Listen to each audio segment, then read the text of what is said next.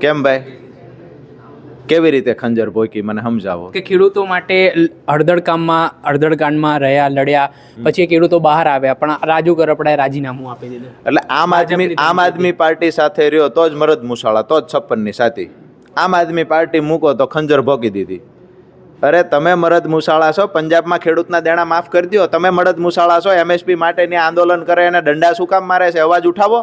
તમે મરદ મુસાળા છો તો 8 કલાક લાઈટ અહીંયા આપે છે, 8 કલાક ત્યાં આપે, 8 ની 10 કરાવો.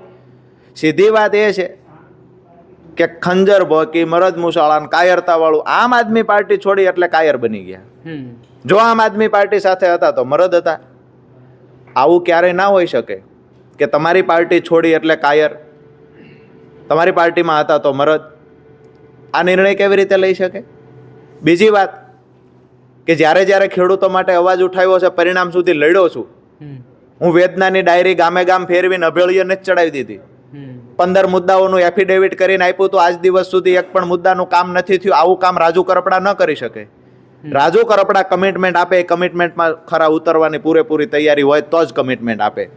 આવનાર દિવસોમાં સમય આવે એટલે બતાવીશું કોને 56ની સાથી છે ને કોણ મરદ મુસાળા છે. સમયની રાહ જુઓ. અચ્છા.